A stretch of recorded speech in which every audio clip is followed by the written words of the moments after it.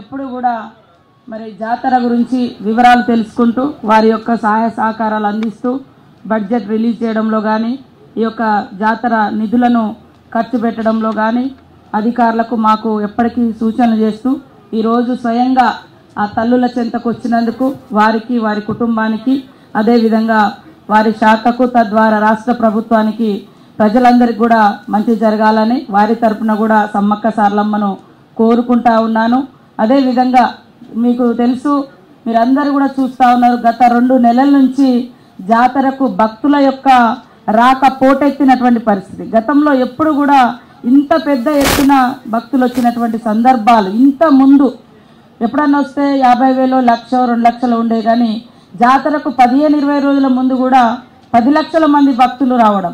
ఇప్పటికే దాదాపుగా 15 రోజుల ముందు నుంచి ఈ జాతర పరిసరాలన్నీ కూడా మెయిన్ జాతర మరి రేపటి నుంచి జరిగేటువంటి ఏదైతే ఆ సందడి ఉంటుందో ఆ సందడి 15 రోజుల ముందు నుంచే మొత్తం ఈ ప్రాంతాలన్నీ గుడారాలతో నిండిపోయినటువంటి పరిస్థితి.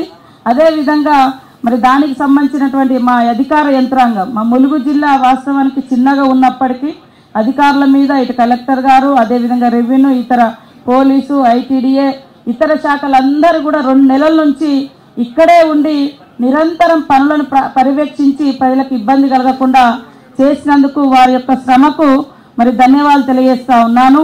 అదే కాకుండా భక్తులకు ఒకటి, మేము స్వీయ నియంత్రణ పాటించండి, క్రమశిక్షణతో రండి. విఐపీల పాస్ల కోసం కూడా కొద్దిగా అధికారుల మీద బాగా ఒత్తిడి అవుతుంది. ఎందుకంటే గతంలో 2,800 బస్సులే ఉండే, ఇప్పుడు 6,000 బస్సులు పెరిగినాయి. విఐపీ వెహికల్స్ 6,000 బస్సులు అన్నీ ఒకే రూట్లో రావడంతో పోలీసులు ట్రాఫిక్ ప్రాబ్లమ్స్ కూడా ఫేస్ చేసే అవకాశం ఉంది. కాబట్టి మ్యాక్సిమం బస్సు రూట్ అనేది చాలా దగ్గరగా భక్తులకు, అంటే గుడికి దగ్గరగా బస్సు రూట్ వస్తుంది, అల్కగా రావచ్చు. విఐపీలు వచ్చినా కూడా తాడవాయి కాన్నో లేదా ఏటు నాగారం కాన్నో లేదా ములుగుల్లో కూడా మీ వెహికల్స్ పక్కన పెట్టి అక్కడి నుంచి ఇక్కడ బస్సులలో వచ్చినా కూడా, ఎందుకంటే అప్పటికప్పుడు దర్శనానికి వచ్చిపోయేటోళ్ళు, ఓకే మీరు ఇక్కడ ఉండి ఒక పూట ఉంటాము, వంట చేసుకుంటాము, దేవుడికి మొక్కులు ఉంటాయి అనుకున్న వాళ్ళకు సరే మేము ఏ రకంగా చేస్తాము. కానీ అప్పటికప్పుడు వచ్చిపోయేటువంటి వాళ్లకు ఈజీగా బస్సు రూట్ కూడా ఈజీగా ఉంది. కాబట్టి అందరూ కూడా సహకరించాలి. ఇది మన పండుగ, మన ప్రాంత పండుగ, మన రాష్ట్ర పండుగ కూడా. మరి 1996లోనే ఇది స్టేట్ ఫెస్టివల్గా ప్రకటించబడింది. సెంట్రల్ గవర్నమెంట్ 10 సంవత్సరాలుగా ఇక్కడ నుంచి మనం డిమాండ్ చేస్తూ ఉన్నాం నేషనల్ ఫెస్టివల్గా కావాలని. ఇంతవరకు ప్రకటించకపోవడం శోచనీయం. ఏది ఏమైనా అందరి యొక్క సహకారంతో, తల్లుల యొక్క దీవెనతో ఈ వారం రోజులు మరి భక్తుల సౌకర్యార్థం అందరం కృషి చేద్దామని, అదేవిధంగా మీడియా సోదరులకు అందరికి కూడా మీ యొక్క సహాయ సహకారాలు మీ దృష్టికి వచ్చినటువంటి ప్రతి ఇష్యూను కూడా మాకు కూడా తెలియచేయండి. భక్తులకు ఎక్కడైనా ఇబ్బంది ఉంటే ఖచ్చితంగా సరి చేసుకొని మంచి సౌకర్యాలతో ముందుకెళ్దామని తెలియజేస్తూ, ముఖ్యంగా మా ములుగు జిల్లా ప్రజలకు ఒక పిలుపునిస్తున్నాం.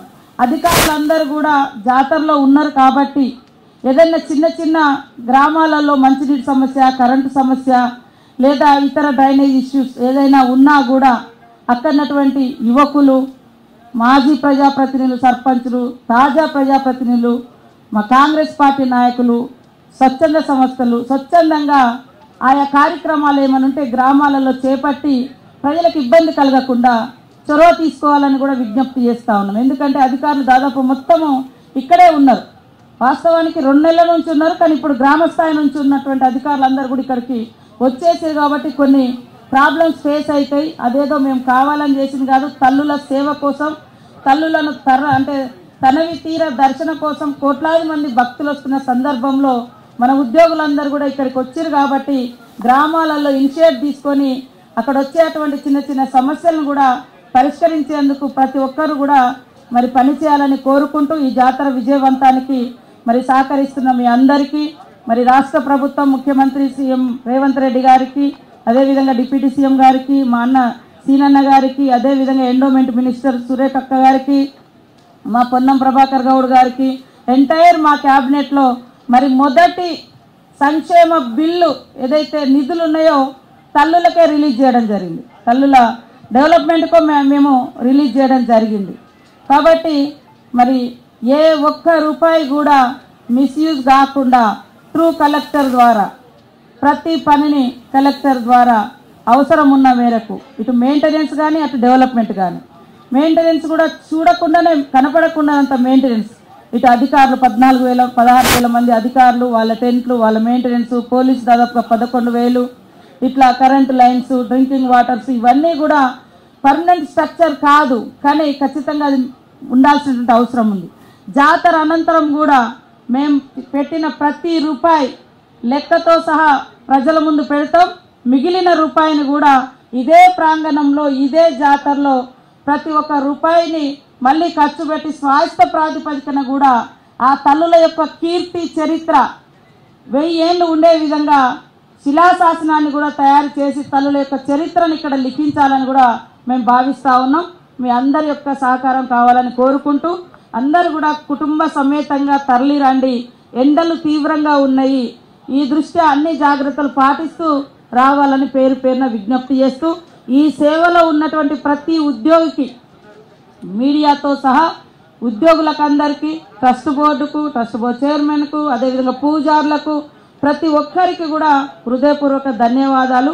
అందరం కలిసి తల్లులకు ఈ 4 రోజుల సేవలో పనిచేసి భక్తులను సక్రమంగా దర్శనం చేయించి సులభంగా క్షేమంగా ఇళ్లలో పంపిద్దామని తెలియజేస్తూ అందరికీ నమస్కారాలు, ధన్యవాదాలు.